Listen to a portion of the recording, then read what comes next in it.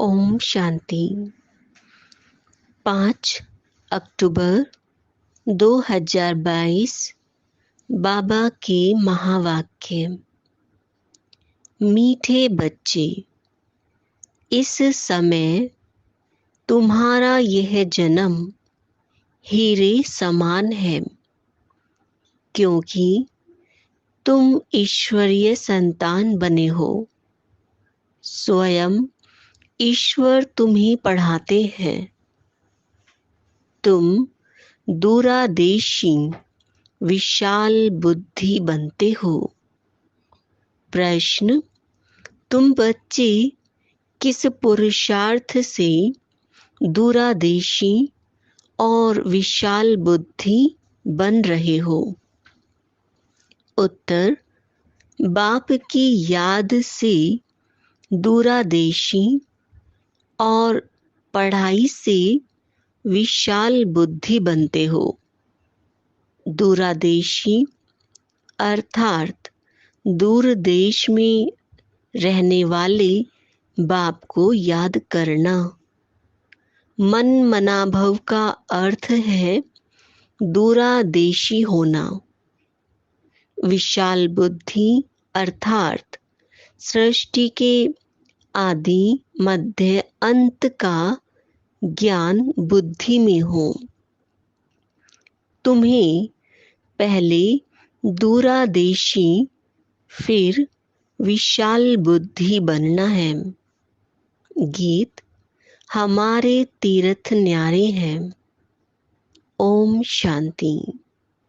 बच्चों ने गीत सुना कि हमारे तीर्थ न्यारे हैं।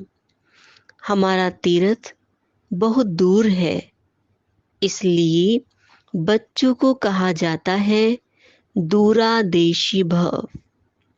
दूर देश में रहने वाले फिर कहते हैं विशाल बुद्धि भव। सबकी बुद्धि इस समय तुच्छ है ना।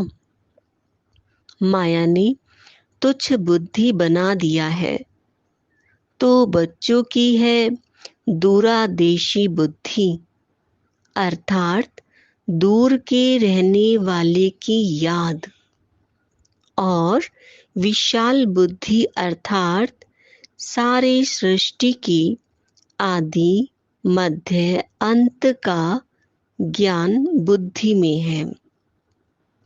और सब है अल्पज्ञ बुद्धि अर्थात अल्प बुद्धि। सिर्फ कहते हैं परमात्मा, परंतु जानते नहीं यहाँ कोई महात्मा नहीं है।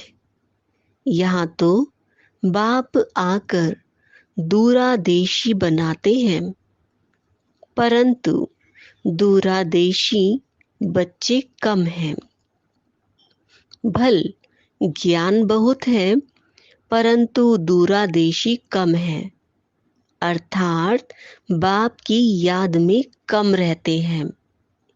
बाकी साधु तो साधना करते हैं, यथा राजा रानी तथा प्रजा। सारी दुनिया इस समय पतित है।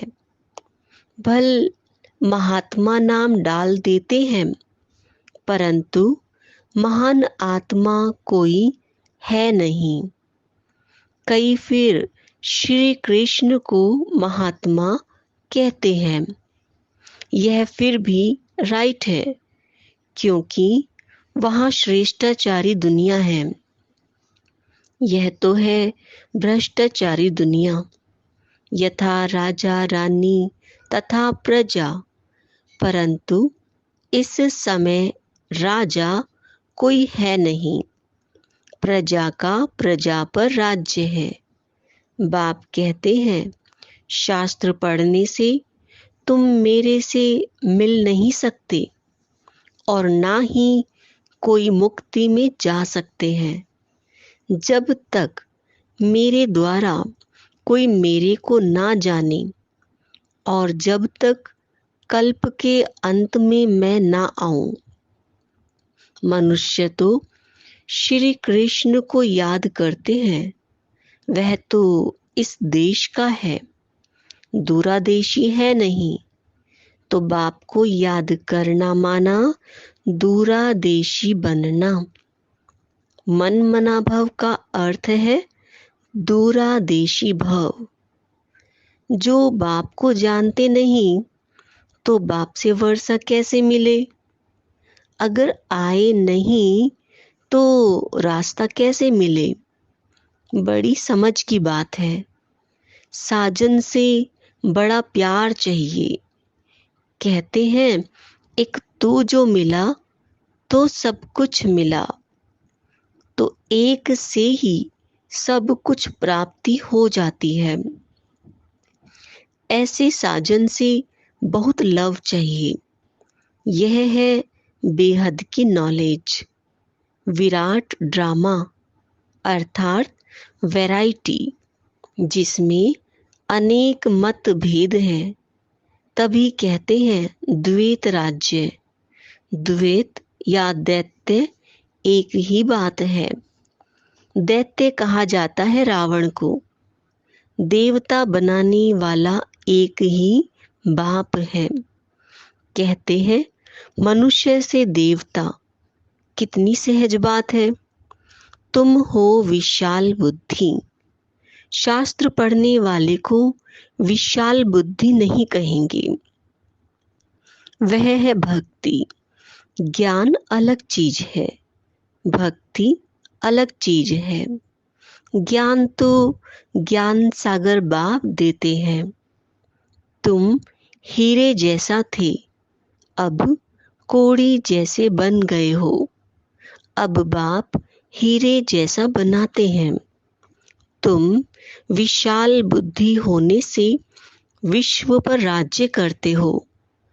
वहां अखंड अटल राज्य है। तो विशाल बुद्धि ज्ञान में होते हैं। तुम जानते हो सतयुग में सुख था, फिर धीरे धीरे नीचे सीढ़ी उतरनी है। चढ़ने में 1 सेकंड जंप लगाना, पतित से पावन बनने की छलांग लगाना। उतरने में 5000 वर्ष। तुम सब नंबरवार पुरुषार्थ अनुसार विशाल बुद्धि बने हो। यह ज्ञान अभी मिलता है। सतयुग में यह ज्ञान होता नहीं। संगम पर बाप आते हैं हूबहू कल्प पहले मुआफिक। सतयुग में विशाल बुद्धि नहीं कहेंगे। हीरे जैसा जन्म भी सतयुग में नहीं कहेंगे। हीरे जैसा जन्म इस समय है, क्योंकि इस समय तुम हो ईश्वरीय संतान। ईश्वर तुमको पढ़ाते हैं। यह महिमा बाप की है, जबकि परमात्मा पतित पावन है, तो सर्वव्यापी कैसे हो सकता है? परंतु मनुष्य अल्पज्ञ बुद्धि है। कितना भी समझाओ समझते नहीं है। तो समझो वह ब्राह्मण कुल का नहीं है। जो देवता कुल का होगा वही ज्ञान को समझ ब्राह्मण बनेंगे। बाप ज्ञान का सागर है। तुम भी ज्ञान के सागर बनते हो। फिर तुम सुख शांति के सागर बनते हो।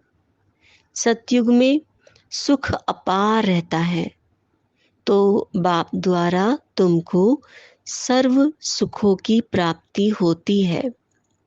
सो भी अंत में ज्ञान सुख शांति के सागर बनेंगे, क्योंकि औरों को भी देते हो। अभी देखो कितना दुख अशांति है। बड़ों बड़ों को नींद नहीं आती है।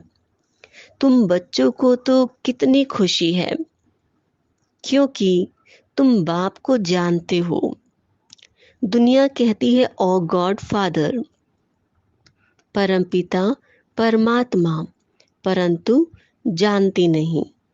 कितने समय से भक्त भक्ति करते याद करते आए हैं, जानते कुछ नहीं। बाप अपना और अपनी रचना का परिचय खुद आकर देते हैं। तुमको औरों को देना है। तुम जानते हो यह बाप है, कोई महात्मा नहीं है। बाबा को ख्याल आया फॉर्म में लिखा हो तो आप किससे मिलने आए हो, तो कहेंगे महात्मा से। बोलो महात्मा तो यह है नहीं, नाम है ब्रह्मा कुमार कुमारियां, तो इनका बाप प्रजापिता ब्रह्मा होगा ना, तो महात्मा कैसे हुआ। आर्ग्यू करने वाले अच्छे चाहिए, बुद्धि वाला चाहिए। समझो वह लिखकर भी जाते हैं परंतु समझते कुछ भी नहीं, बिल्कुल बुद्धू हैं, शक्ल से मालूम पड़ जाता है, बुद्धि में ज्ञान नहीं है। शिव बाबा तो जानते हैं अंतर्यामी है, यह बाबा तो बाहरयामी है। बाप कहते हैं मैं आता ही उस तन में हूं जो पहला नंबर है, अब लास्ट में है, इनमें प्रवेश करता हूं, क्योंकि इनको फिर वही नारायण बनना है, तो इनको इस तन को देने का किराया मिलता है। तब तो कहते हैं सौभाग्यशाली रथ। भागीरथ ने कोई पानी की गंगा नहीं लाई, यह गुह्य ज्ञान की बातें हैं जो रावण मत पर होने कारण मनुष्य समझते नहीं हैं। अब तुमने समझा है तो औरों को समझाने की युक्ति निकालो। तुमको ख्याल आना चाहिए कि औरों को कैसे दूरादेशी बनाए, कैसे बाप का परिचय दें। वह ब्रह्म को याद करते हैं। ब्रह्म तो तत्व है जहां परमात्मा रहते हैं, परंतु वह ब्रह्म को ही परमात्मा समझते हैं। जैसे हिंदू कोई धर्म नहीं है, हिंदुस्तान में रहने के कारण हिंदू नाम रख दिया है। वास्तव में हिंदुस्तान तो रहने का स्थान है। ब्रह्म तत्व भी परमात्मा के रहने का स्थान है, परंतु मनुष्यों की अल्प बुद्धि होने के कारण समझते नहीं। यहाँ ज्ञान की बात है। दुनिया की बातों को तो सब अच्छी तरह जानते हैं। यह खुद जोहरी था तो सब कुछ जानता था, बाकी ज्ञान की बातों में अल्प बुद्धि तुच्छ बुद्धि थे, कुछ नहीं जानते थे। तो बाबा आकर पहचान देते हैं। जब तक कोई ब्राह्मण ना बने तो बाप से वर्षा ले ना सके, प्रजा तो बननी है। किसी ने भी थोड़ा सुना तो प्रजा बन जाएंगी। अगर विकार में जाता रहेगा तो उनको सजा भोगनी पड़ेगी, फिर आकर साधारण प्रजा बनेंगे। अभी सबका मौत है, कब्र दाखिल होना ही है, कब्रिस्तान बनना ही है। इस समय मनुष्यों की कोई वैल्यू नहीं है, तुम्हारी भी नहीं थी, अब वैल्यू बन रही है। बाकी जब विनाश होगा तो मच्छरों सा दृश्य मरेंगी। जैसे दीपावली पर मच्छर कितने मरते हैं, तो सबको मरना है ही, क्योंकि सबको घर वापस जाना है। सतयुग में यह नहीं कहेंगे कि यह मरा, क्योंकि वहां अकाली मृत्यु होता नहीं, काल पर जीत पाते हैं। मरना शब्द वहां नहीं होता। सतयुग में जानते हैं कि हम मरते नहीं हैं, सिर्फ एक पुराना चोला छोड़ नया लेते हैं, सो भी समय पर। सर्प का मिसाल है कि पुरानी खाल छोड़ नहीं लेते हैं तो सर्प का मिसाल सतयुग से लगता है, यहाँ से नहीं। भ्रमरी का मिसाल यहाँ का ही है। सन्यासी भी यह मिसाल देते हैं, क्योंकि यहाँ का ही यादगार भक्ति मार्ग में चलता है। अभी तुम बच्चे जितनी जितनी धारणा करेंगे उतना विशाल बुद्धि बनेंगे, उतनी कमाई करेंगे। जैसे सर्जन जितनी विशाल बुद्धि वाला होता है, जितनी दवाई आदि बुद्धि में अधिक रखता है, उतना कमाई करता है। तो यहाँ भी ऐसे है, कोई 250 रुपया कमाते, कोई तो फिर हजारों कमाते हैं। कोई राजा को ठीक कर दिया तो लाख लाख भी दे देते हैं। यहाँ भी ऐसे ही है। कोई तो ज्ञान के पॉइंट्स की धारणा नहीं, और कोई तो बड़े दूरादेशी विशाल बुद्धि है, तो औरों को भी बनाते हैं। पहले दूरादेशी, पीछे विशाल बुद्धि कहेंगे। समझने की बात है ना। ब्राह्मणों जैसा सौभाग्यशाली कोई है नहीं, एकदम सबको ऊपर ले जाते हैं। ऊपर में परमात्मा है ना, तो उसका परिचय देते हैं। तो तुम जानकार हो ना। बच्चों को तो बाप की जानकारी होती है। अब पारलौकिक बाप आए हैं तुमको पावन बनाकर वापस ले जाने के लिए। एक खेरूत, खेती करने वाले बच्चे की कहानी है ना, कि राजा बच्ची को ले आया, उसे अच्छा नहीं लगा तो उनको वापस भेज दिया। यहाँ भी ऐसे है, जिनकी बुद्धि में ज्ञान की धारणा नहीं होती है तो वह खुद ही चले जाते हैं। इसमें बाप क्या करे? समझाने वाला है तो परमपिता परमात्मा, वह ब्रह्मा द्वारा वेदों शास्त्रों का सार सुनाते हैं कि वेद शास्त्र कोई धर्म शास्त्र है नहीं, यह तो पत्ते हैं, बाल बच्चे हैं।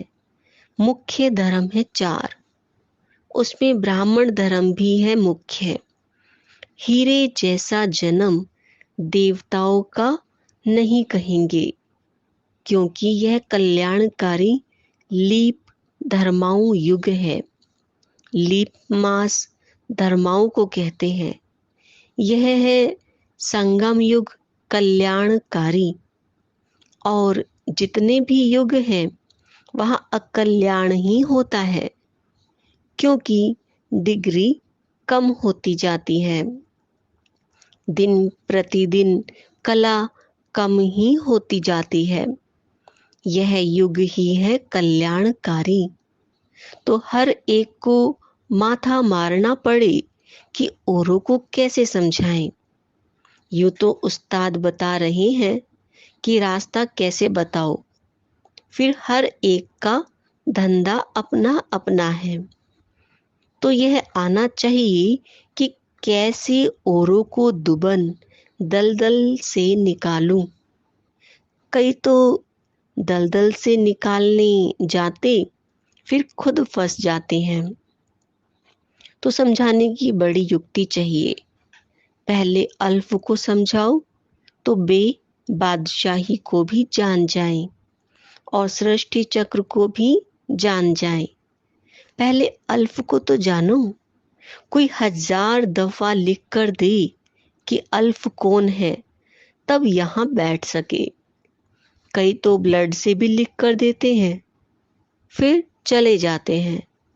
माया कोई कब थोड़े ही है। अच्छा, मीठे मीठे सिकिला दे बच्चों प्रति माता पिता बाप दादा का याद प्यार और गुड मॉर्निंग। रूहानी बाप की रूहानी बच्चों को नमस्ते। हम रूहानी बच्चों की रूहानी बाप को नमस्ते। धारणा के लिए मुख्य सार। पहला पॉइंट, दूरादेशी बन बाप की याद में रहना है और दूसरों को दूर देश में रहने वाले बाप का परिचय देना है। दूसरा पॉइंट, कल्याणकारी युग में सभी का कल्याण करने की युक्ति निकालनी है। सबको दुबन दलदल से निकालने की सेवा करनी है। वरदान, सदा उमंग उत्साह के पंखों द्वारा उड़ती कला की स्थिति का अनुभव करने वाले कर्म योगी भव। उमंग उत्साह आप ब्राह्मणों के उड़ती कला के पंख हैं। अगर कार्य अर्थ नीचे भी आते हो तो उड़ती कला की स्थिति से कर्म योगी बन कर्म में आते हो। यह उमंग उत्साह ब्राह्मणों के लिए बड़े से बड़ी शक्ति है।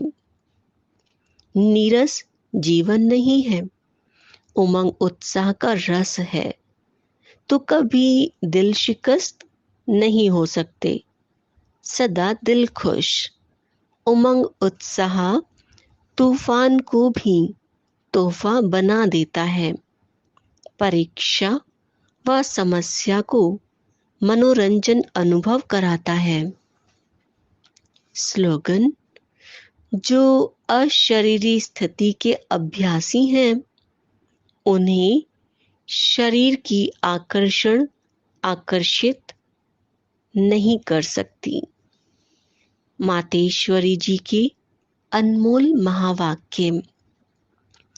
हम मनुष्य आत्माओं को पहले पहले कौन सी मुख्य पॉइंट बुद्धि में रखनी है जिस पर खूब अटेंशन रखना है?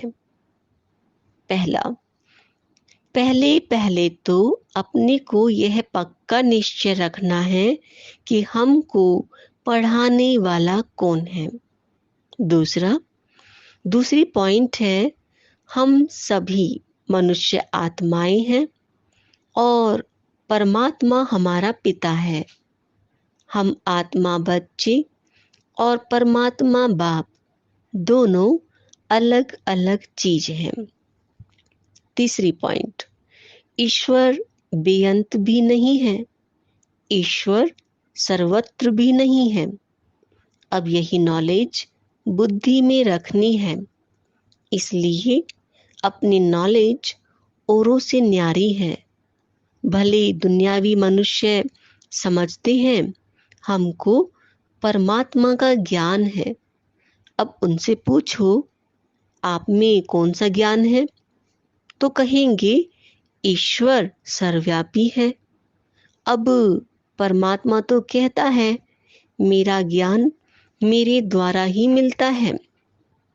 जैसे बैरिस्टर द्वारा बैरिस्टरी, डॉक्टर द्वारा डॉक्टरी सीखी जाती है। भल वहाँ बैरिस्टर भी अनेक होते हैं। एक बैरिस्टर से ना पढ़ा तो दूसरा पढ़ाएगा, एक डॉक्टर से ना पढ़ा तो दूसरा डॉक्टर पढ़ाएगा। मगर यह ईश्वरीय नॉलेज सिवाय एक परमात्मा बिगर कोई भी मनुष्य आत्मा, चाहे साधु संत महात्मा हो, वो भी नहीं पढ़ा सकेगा। तो हम कैसे समझें कि इन्हों में कोई परमात्मा का ज्ञान है? और चौथी पॉइंट, परमात्मा युगे युगे नहीं आता, बल्कि परमात्मा कल्प कल्प एक ही बार इस संगम युग पर अर्थात कलयुग के अंत और सतयुग के आदि संगम समय पर आता है और अनेक अधर्मों का विनाश कराए एक आदि सनातन सत्य धर्म की स्थापना कराता है। अब लोग कैसे कहते हैं कि परमात्मा युगे युगे आता है, और ऐसे भी कहते हैं कि गीता का भगवान श्री कृष्ण वो द्वापर में आया है। अब इन सभी बातों को सिद्ध करना है। गीता का भगवान श्री कृष्ण नहीं है, शिव परमात्मा है, और वो भी द्वापर में नहीं आता, संगम समय पर आया है। 5वीं पॉइंट, गुरु बिगर घोर अंधियारा कैसे हुआ है? वो गुरु कौन है? मनुष्य सृष्टि उल्टा झाड़ कैसे है? और हमको अपने 5 विकारों पर जीत कैसे पहननी है? 6वीं पॉइंट, हम वही पांडव योद्धे हैं जिसके साथ साक्षात परमात्मा है, उसी तरफ ही जीत है। और 7वीं पॉइंट, परमात्मा खुद सर्वशक्तिवान है, तो जिन्होंने परमात्मा का पूरा साथ लिया है उन्हों को ही परमात्मा द्वारा लाइट माइट दोनों ताज मिलते हैं। अब यह सभी बातें बुद्धि में रखना, इसको ही ज्ञान कहा जाता है। अच्छा, ओम शांति।